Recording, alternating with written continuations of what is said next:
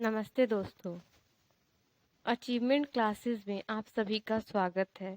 आज हम प्राचीन भारतीय इतिहास के स्रोत के ऊपर टॉप 20 एमसीक्यू बेस्ट क्वेश्चन की सीरीज शुरू करने जा रहे हैं। तो आइए ये सीरीज शुरू करते हैं। क्वेश्चन नंबर 1 है, किस विदेशी यात्री ने भारत का दौरा सबसे पहले किया था?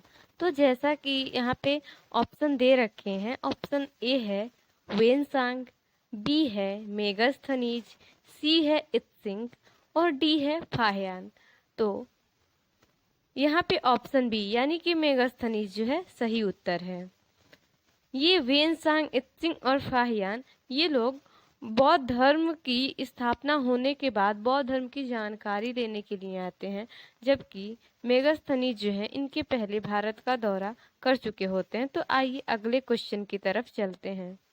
क्वेश्चन नंबर 2, प्राचीन भारतीय इतिहास को जानने के स्रोत हैं। ऑप्शन ए है वेद हैं, बी है उपनिषद, सी जातक कथा अथवा उपर्युक्त सभी। तो जैसा कि हम जानते हैं, वेदों के माध्यम से भी प्राचीन भारतीय इतिहास के बारे में जानकारी प्राप्त होती है। उपनिषदों के माध्यम से भी और जातक कथाओं के माध्यम से प्राचीन भारतीय इतिहास के बौद्ध धर्म से संबंधित जानकारियां हमें प्राप्त होती हैं। यानी ए, बी और सी तीनों जो हैं प्राचीन भारतीय इतिहास को जानने के स्रोत, अतः ऑप्शन डी यानी कि उपर्युक्त सभी इसका आंसर होगा। अब आइए अगले क्वेश्चन की तरफ बढ़ते हैं। क्वेश्चन नंबर 3, यहाँ पे क्वेश्चन नंबर 3 में दिया है कि ऋग्वेद का ब्राह्मण ग्रंथ है। तो यहाँ पे ऑप्शन ए दिया है शतपथ, बी दिया है पंचविश ब्राह्मण, सी दिया है सामवेदान अथवा डी दिया है ऐतरेय।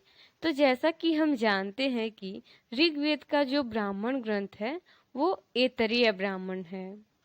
आइए क्वेश्चन नंबर 4 की तरफ चलते हैं।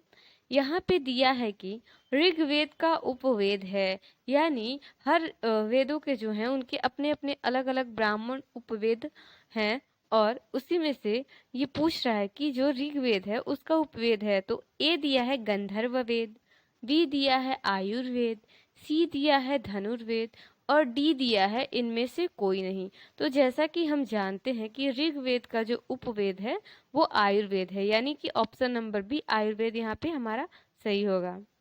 आइए क्वेश्चन नंबर 5 की तरफ चलते हैं।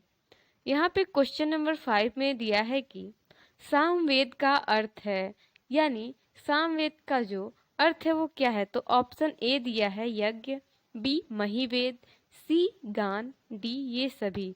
तो जैसा कि हम जानते हैं, सामवेद को भारतीय संस्कृति का जनक माना जाता है, यानी कि जब संगीत का जनक सामवेद को माना जाएगा, सामवेद को जो है भारतीय संगीत का जनक माना जाता है। तो जब संगीत का जनक माना जाता है तो इस बात से हम अनुमान लगा सकते हैं कि सामवेद का अर्थ गान होगा, यानी कि ऑप्शन नंबर सी गान सही है। आइए क्वेश्चन नंबर 6 की तरफ चलते हैं।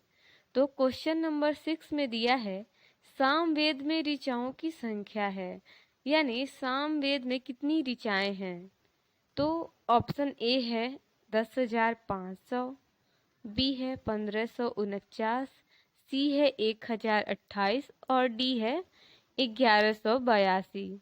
तो यहाँ पे हम देखते हैं कि ऑप्शन नंबर बी यानी 1549 जो है सही है, यानी सामवेद में जो ऋचाओं की संख्या है 1549 है। आइए क्वेश्चन नंबर 7 की तरफ बढ़ते हैं। गायत्री मंत्र का उल्लेख किस वेद में किया गया है? सॉरी, यहाँ पे गलती हो गई है, वेद की जगह वेद हो गया, तो कोई दिक्कत नहीं, आप लोग समझ आइए। तो गायत्री मंत्र का उल्लेख किस वेद में किया गया है? ऑप्शन ए है ऋग्वेद, ऑप्शन बी है सामवेद, ऑप्शन सी है यजुर्वेद अथवा ऑप्शन डी है अथर्ववेद। तो जैसा कि हम जानते हैं, गायत्री मंत्र का उल्लेख जो है ऋग्वेद में किया गया था, और आगे चल के गायत्री मंत्र का जो उपयोग है वो अनार्यों को आर्य बनाने के लिए भी किया जाता था। जो गायत्री मंत्र है वो सूर्य को समर्पित मंत्र है और इसको सबसे पवित्र मंत्रों में से एक माना जाता है। तो आइए क्वेश्चन नंबर 8 की तरफ चलते हैं। तो क्वेश्चन नंबर 8 में दिया है कि यजुर्वेद किस विधा में लिखा गया है। तो यजुर्वेद ऑप्शन ए दिया है गद्य विधा, बी दिया है पद्य विधा और सी दिया है ए और बी दोनों यानी गद्य और पद्य दोनों विधाओं में लिखा गया है और डी दिया है इनमें से कोई नहीं। तो यहाँ पे दिया है उत्तर की सी यानी ए और बी दोनों।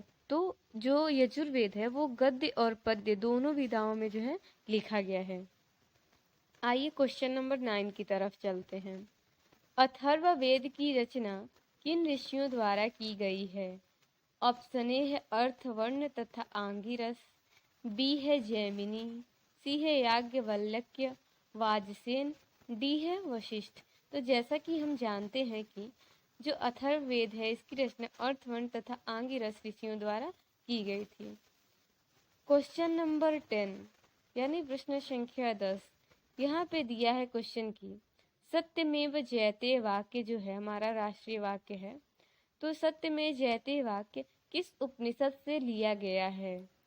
तो ए दिया है बृहदारण्यक, बी दिया है छांदोग्य, सी दिया है ऐतरेय और डी दिया है मुंडकोपनिषद।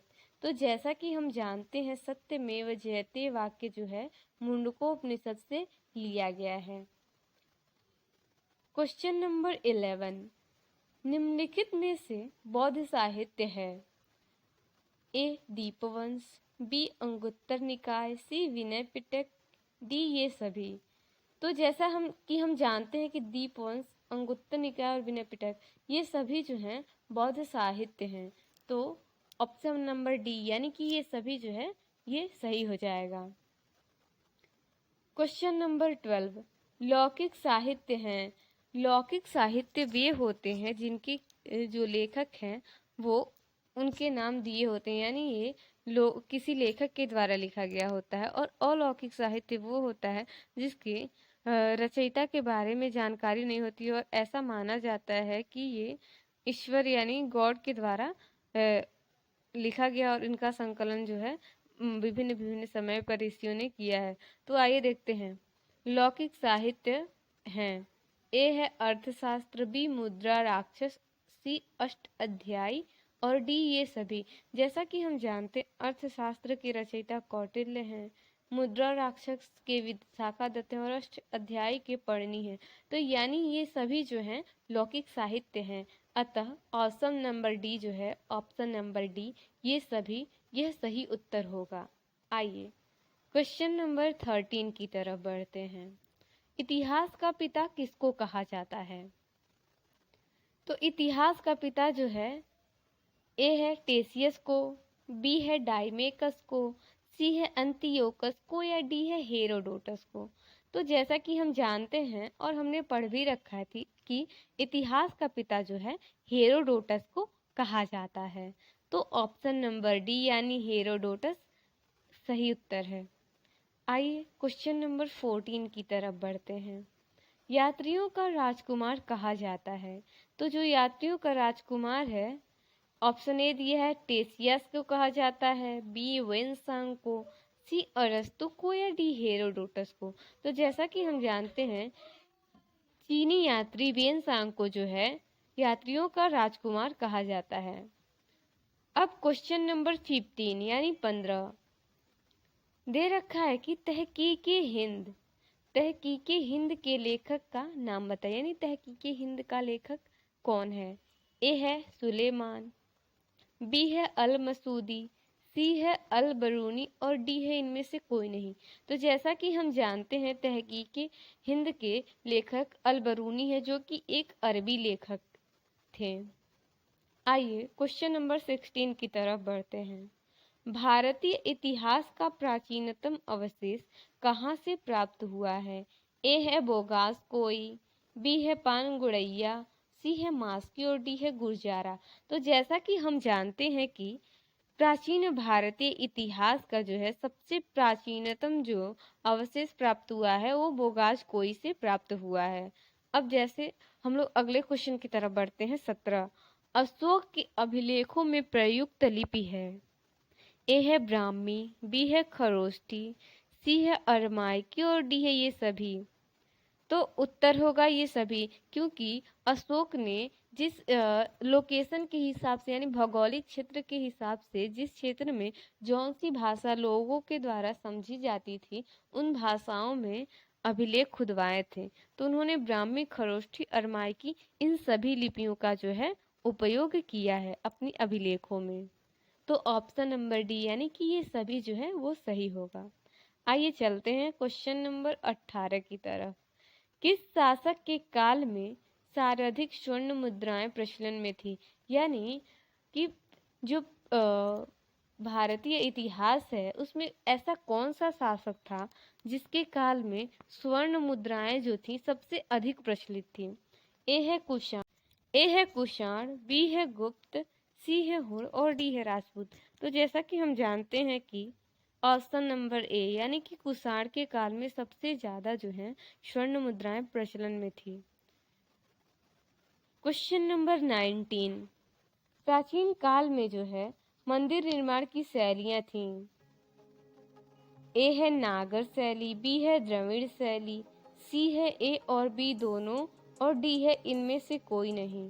तो प्राचीन काल में मंदिर निर्माण की जो शैलियां हैं वो नागर और द्रविड़ दोनों शैलियों का जो है प्रयोग किया जाता था। उत्तर में नागर शैली और दक्षिण में द्रविड़ शैली। अतः ऑप्शन नंबर सी यानी ए और बी दोनों जो है सही उत्तर होगा। 20 दिया है कि वेदों का संकलन कर्ता कहा जाता है। तो वेदों का जो संकलन करता है वो किसे कहा जाता है, ये क्वेश्चन जो है यहाँ पे पूछ रहा है। तो ऑप्शन ए दिया है वशिष्ठ ऋषि को, बी दिया है विश्वामित्र ऋषि को, सी दिया है कृष्णद्वैपायन ऋषि को और डी दिया है भारद्वाज ऋषि को। तो यहाँ पे कृष्णद्वैपायन ऋषि द्वारा ही वेदों का संकलन किया गया। अतः वेदों का संकलन करता जो है कृष्णद्वैपायन ऋषि हैं। Thanks for watching guys. हमारे वीडियो को लाइक और सब्सक्राइब कीजिए और अपने दोस्तों तक शेयर कीजिए। Thank you.